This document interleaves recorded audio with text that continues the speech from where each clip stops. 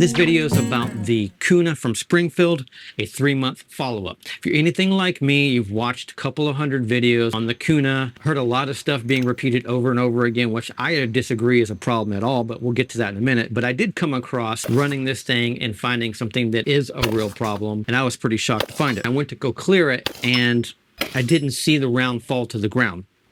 And I looked around into the chamber area, and I was like, well, it's not in there. I looked thoroughly, there's no 9mm round in there. Okay, cool. So I kept running the weapon at the range, and then the bolt got hung up, and there was no reason for it.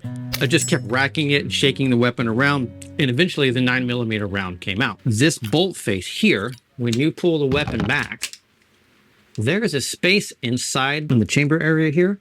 A 9mm can, let's see if I can show you. A 9mm can actually fall into a cavity and get down the trigger mechanism. And then when you try to run the weapon, there it goes, it's gone. So, can you hear that? There's a 9mm round below the bolt, which is here, and between the bolt carrier group and the trigger. And if I go to run this weapon, you can hear it rattling around in there. Just drop my magazine. Now the gun will actually run. Still hear it rattling around in there. So this one is in there. I'm glad that happened on film or video. Let me do a little quick takedown. Let's see if we can do this together on video. So there we go. Take down this other pin here. Just remove that upper. So now we have the lower here. And as I tip that towards, you can see where the 9mm round was in the trigger mechanism.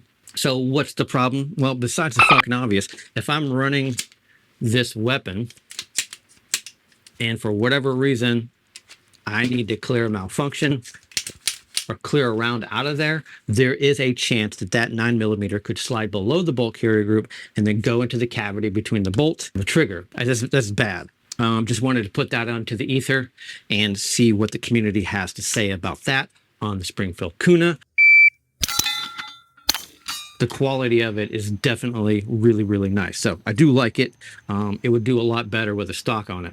Speaking of the stock, this cheek well back here, many of you buy this as a pistol caliber carbine, and it's set up as a pistol before you SBR it. Know that the folder that comes on this weapon has a cheek weld add-on that you could purchase and add to that. It's got 3 different adjustments on it. You can angle it like you see here or move it around to your heart's desire. And speaking of that, if you have this pistol brace back here, this is an aluminum kind of structure here. You can take this screw or bolt out here on the back. This little tail piece slides off and you can replace it with this, which would make it an SBR and that would make it a stock. This is probably one of my biggest letdowns of my purchases in 2025. I thought this guy was going to be much bigger. Here's the size of it relative to what you might have if you bought the pistol version of this with the pistol brace. Just know that that's an option to add that to your weapon if it's legal in your country and state.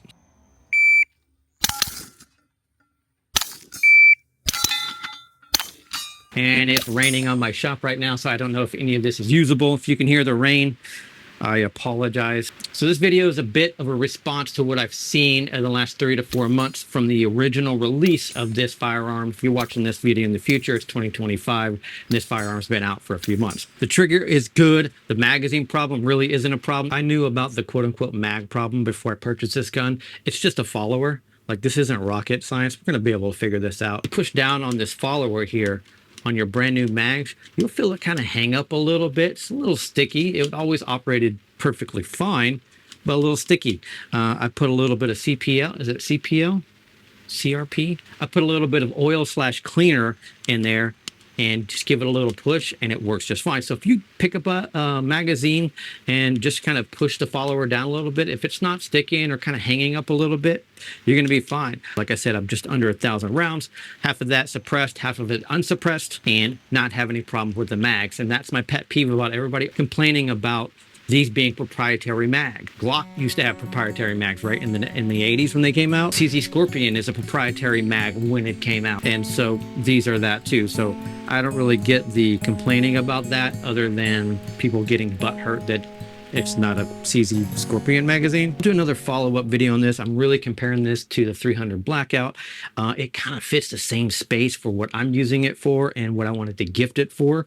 It's a basically suppressed home defense weapon. So a really spicy 9mm or a heavy 300 Blackout moving pretty slow with a suppressor on it kind of fits the same need, either for myself and or to gift one of my daughters as they move on and out into the big brave world and move out on their own. I was really falling in love with this weapon, and after I experienced that, I really don't know if I'm going to keep it in my arsenal. Come back to the channel for another long-term review and to find out what I end up doing with this thing, if I go a full SBR on it like my buddies did out of the range, or I go ahead and try some other pistol caliber carbines. I already have the CZ Scorpion. Eyeballing that Daniel Defense PCC, except for it costs $4 gazillion. Or maybe I'll just stick with my 300 Blackout and call it a fucking day. Today's channel sponsor is evokestudio.io. That is for any and all of your photography and video needs. I really mean it. Almost anything, we can do it. So link below for that. If you stuck around to the end here, subscribe to the channel, throw me a like and a comment. That really goes a long way and I appreciate it. Thanks for sticking around. We'll see you soon.